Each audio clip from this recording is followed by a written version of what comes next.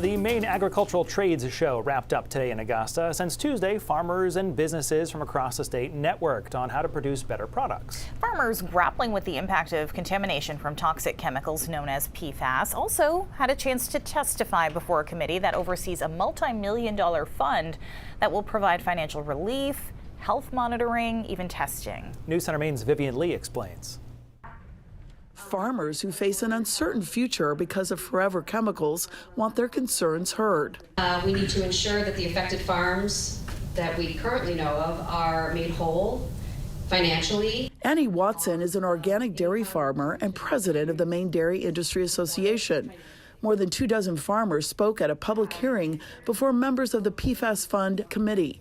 Made up of farmers to researchers, members are tasked with coming up with recommendations on how to distribute $60 million in state funding.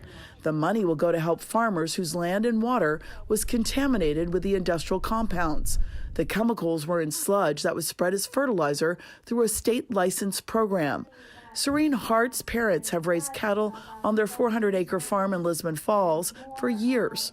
Recently, tests found the chemicals in the farm's soil and water. And that was my father's main source of income, was the beef cattle. So they would have to completely compensate him. Adam Nordell and his wife Johanna Davis own Songbird Farm.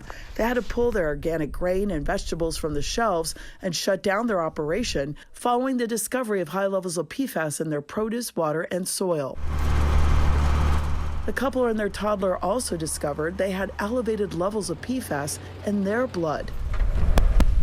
PFAS has been linked to serious health problems, including cancer and thyroid dysfunction, something that haunts him every day.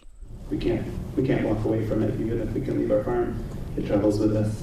4 subcommittees will consider a buyback program, income replacement, supporting farms to pivot their business to stay afloat, research, and health monitoring.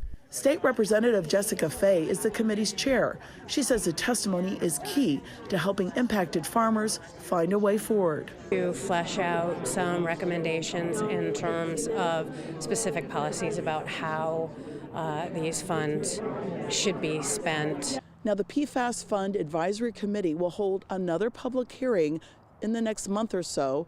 Then members will present their recommendations to the legislature's Agriculture, Conservation, and Forestry Committee sometime this spring. In Augusta, Vivian Lee, News Center, Maine. And this week, Governor Janet Mills proposed allocating $6 million in the biennial budget to detect and clean up PFAS, including sampling and testing for contamination in wildlife.